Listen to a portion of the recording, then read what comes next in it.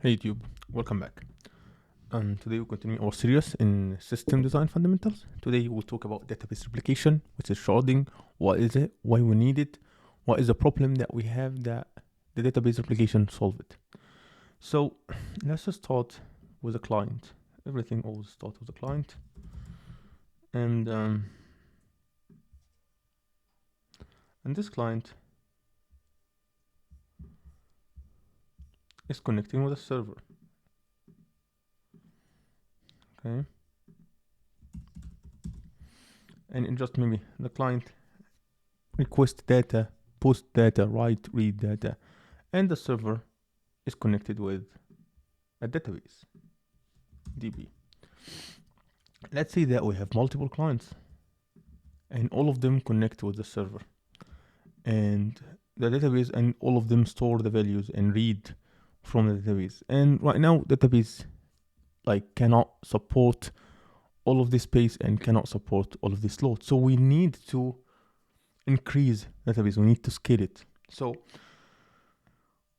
we could add more CPU, add more resources to the database, or we could do what we call sharding or database replication. And I will try to make a quote from Wikipedia. Database replication can be used in many database management system, usually with master-slave relationship between the original and the master and the copies, or which are the slaves. What that means. So let's just try to describe it. So database replication and sharding are two distinct techniques used in database management to address different scalability and availability challenges. So let's just try to talk about them. The database replication. It's this is not sharding. This is database replication. This is not sharding. Sorry for that.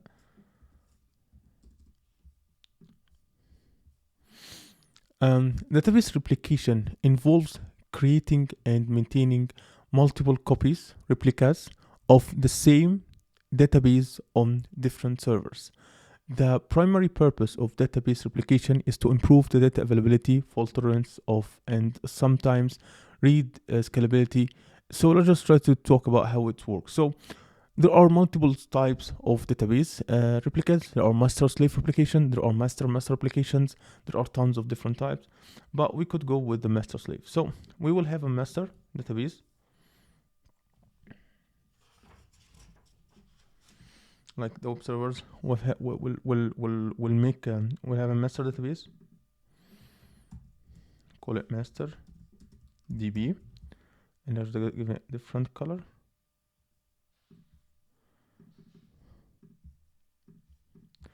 And the master DB will support only the write operations. And we will have slaves. Let's copy the master here.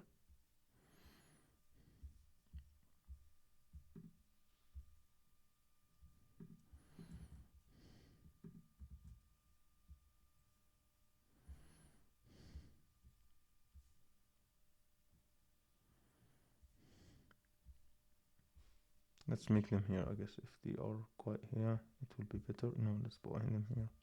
Yeah. So basically, the server try to write the master will support the write operation. So if the client want to create a new post, it will be sent only to the master database, and the master will send the replicas to the slaves. So it will send one here, and it will send another one here. It will copy all of its documents to the slaves, and we could do it better. Let's just take all of that.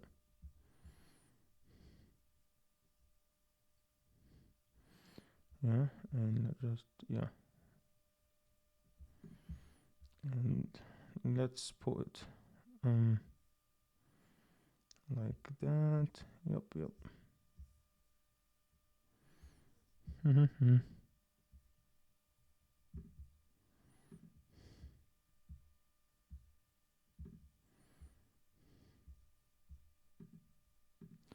And no, I'm just trying to make it proper.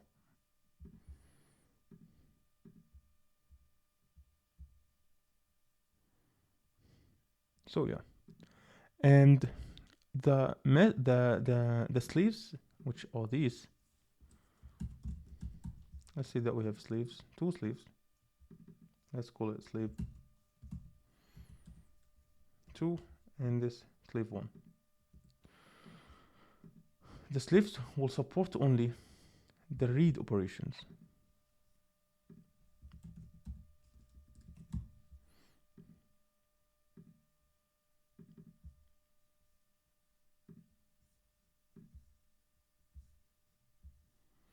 No.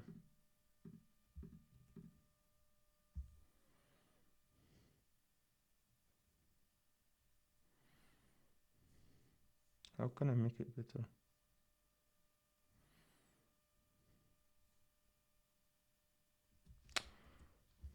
Sometimes I do not like Miro. And this will be supported by also the read operation.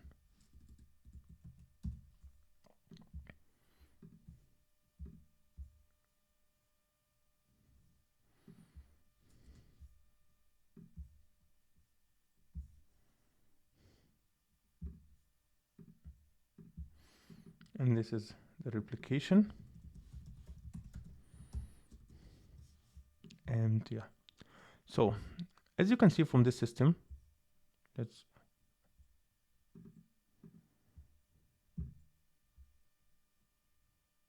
as you can see from this system right now, it's a pretty scalable because we can if we have more data, we can add more sleeves and they will support everything. And also it's in terms of read, for read heavy systems, we have two databases for read queries, not only one. So the advantages of this system is that it's better performance because in the master slave model, all write and update happen in the master nodes, whereas the read operations are are are distributed across the slave nodes. This model improves performance because it allows more queries to be processed in parallel. Also, it's quite reliable. So if one of, as you can see here, if one of the masters went down, the one of the slaves will be promoted to be, like for example this one will be promoted to be the new master, and you do not need to worry about data loss because data is replicated across multiple locations, so there is no data loss at all. Also, we have high availability because by replicating data across different locations, your website remaining in operation even if a data is offline, as your as you can access data stored in another database servers. So we want to talk about how the how we talked before in the load balance video, and how the load balancer helped in the proof of the system availability. And we want to ask the same question here. If one of the database goes offline, what will happen? So, but let's just try to talk in details in this one. if only one slave if only one slave went down, if only one slave is goes offline, the read operation will direct it to another slave. If this other slave also went down, all the read operation will be directed to the master. And as soon as the issue is found, a new slave database will be replaced the old one. In case multiple slave databases are available, the read operations are redirected to the healthy slave databases. If the master went down, if the master database goes offline, a slave database will be promoted to be a new master. All database operations will be temporarily executed on the new master database. For example, we'll promote this one to be the new master, this one here. And so for all database operations will be temporarily executed on the new master, which is this one. And a new slave database will replace the old one for data replication immediately.